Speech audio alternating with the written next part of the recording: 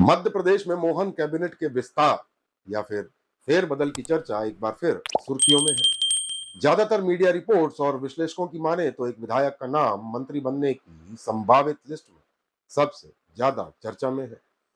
और यदि वे मंत्री बनते हैं तो भाजपा की प्रदेश राजनीति में शिवराज और सिंधिया के लिए भविष्य में बड़ी चुनौती खड़ी हो सकती है।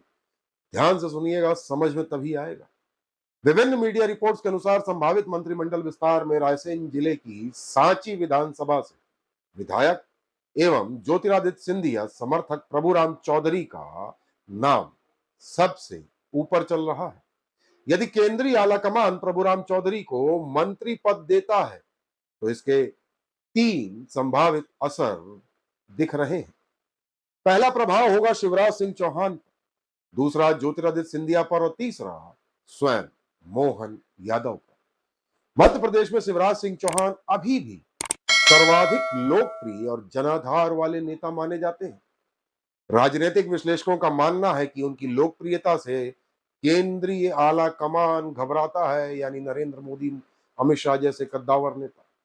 इसी वजह से उन्हें मुख्यमंत्री पद से हटाकर केंद्र में संभवतः मंत्री बनाया गया होगा और मध्य प्रदेश से दूर रखने का प्रयास भी किया गया होगा। पिछले 2 वर्षों से शिवराज सिंह चौहान की राजनीतिक गतिविधियों को अघोषित रूप से केवल विदिशा लोकसभा क्षेत्र तक सीमित करने की कोशिश की जा रही है। विदिशा के बाहर उनके किसी भी राजनीतिक कार्यक्रम में हस्तक्षेप तभी संभव है जब पार्टी हाईकमान उन्हें स्पष्ट निर्देश दे। रायसेन जिला विदिशा लोकसभा के अंतर्गत आता है। यदि सांची से प्रभुराम चौधरी, जो भाजपा के प्रदेश उपाध्यक्ष भी हैं, को मंत्री बना दिया गया तो शिवराज सिंह चौहान के गृह क्षेत्र में एक नया पावर सेंटर खड़ा हो जाएगा। इससे उनके कद और प्रभाव को और कम करने का प्रयास फिलहाल तो सफल होता दिख रहा है। वहीं दूसरा प्रभाव होगा ज्योतिरादित्य सिंधिया पर। हाल ही में निगम मंडलों की नियुक्तियों में ग्वालियर चंबल क्षेत्र में सिंधिया समर्थकों को बहुत ज्यादा तवज्जो नहीं दी गई है, यूं कहूं लगभग शून्य। एक प्रकार से चंबल और ग्वालियर क्षेत्र में सिंधिया के राजनीतिक महत्व को सीमित करने का प्रयास कहा जा सकता है।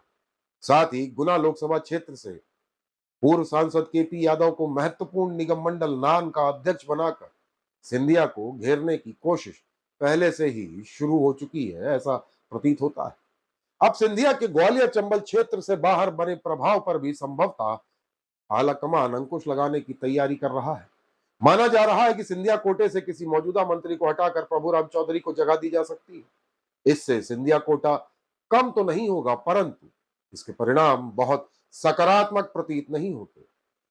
चर्चा है कि बुंदेलखंड के कद्दावर नेता और कैबिनेट मंत्री गोविंद सिंह राजपूत को हटाया जा सकता है। गोविंद सिंह राजपूत और भूपेन्द्र सिंह के बीच अनबन की खबरें पहले से ही सुर्खियों में रही। प्रदेश अध्यक्ष हेमंत खंडेलवाल तक को यहां जाना पड़ा। यदि ऐसा हुआ तो बुंदेलखंड में सिंधिया का वर्चस्व कमजोर पड़ता दिख रहा है और उन्हें धीरे धीरे गुना लोकसभा तक सीमित करने की रणनीति काम करती हुई दिखाई दे रही है।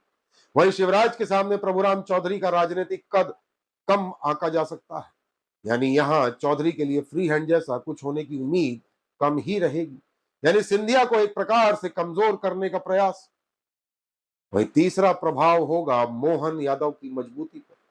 मुख्यमंत्री मोहन यादव की लोकप्रियता और जनाधार अभी भी उस स्तर पर नहीं पहुंच पाया है जिसकी अपेक्षा केंद्रीय नेतृत्व ने की थी। ऐसे में शिवराज और सिंधिया जैसे मध्य प्रदेश के दो कद्दावर नेताओं को उनके लोकसभा क्षेत्र तक सीमित करना और उसी क्षेत्र में नया पावर सेंटर खड़ा कर उनके प्रभाव को कम करना मोहन यादव को एकमात्र मजबूत नेता के रूप में स्थापित करने का प्रयास माना जा सकता है। इसके अलावा प्रभुराम चौधरी के मंत्री बनने से शिवराज सिंह चौहान और ज्योतिरादित्य सिंधिया के बीच टकराव की आशंका भी बढ़ सकती है। प्रभुराम चौधरी के ज्यादातर समर्थक कांग्रेस पृष्ठभूमि के हैं, यानी जो उनके साथ कांग्रेस छोड़ के बीजेपी में आए थे। वहीं जो शिवराज समर्थक यानी पुराने नेताओं के लिए क्षेत्र में चुनौती बन सकते हैं। केंद्रीय आलाकमान शायद यही चाहता होगा कि दोनों बड़े नेता आपस में उलझे और मोहन यादव को ज्यादा राजनीतिक स्थान मिले। कुल मिलाकर प्रभुराम चौधरी वह नाम बनते नजर आ रहे हैं जिनके माध्यम से केंद्रीय आलाकमान एक तीर से तीन निशाने साधने की कोशिश करता हुआ दिखाई दे रहा है। शिवराज सिंह चौहान का प्रभाव घटाना, वह भी उनके गृह क्षेत्र यानी विदिशा लोकसभा क्षेत्र में, ज्योतिरादित्य सिंधिया को गुना तक सीमित करना और मोहन यादव को मजबूत बनाना। हालांकि मंत्रिमंडल विस्तार होगा या नहीं, इस पर अभी भी अनिश्चितता है। लेकिन मुख्यमंत्री मोहन यादव की दिल्ली में लगातार हो रही बैठकें और बड़े नेताओं से मुलाकातें, वहीं मध्य प्रदेश के मंत्रियों के कामकाज की समीक्षा का संकेत साफ है कि मध्य प्रदेश में कुछ बड़ा बदलाव होने की उम्मीद है। अब देखना दिलचस्प होगा कि मंत्रिमंडल में किसे स्थान मिलता है और क्यों, और क्या सिंधिया का कद वाकई में कम करने का प्रयास किया जा रहा है और शिवराज जैसे कद्दावर नेता को उन्हीं की लोकसभा सीट या क्षेत्र में घेरने की कोशिश की जा सकती है। बुंदेलखंड में महाराज यानी सिंधिया का वर्चस्व लगभग समाप्त करने का प्रयास किया जा रहा है। सवाल है, और देखना दिलचस्प होगा कि आने वाले समय में इन सवालों की क्या जवाब मुझे और आपको मिलता है।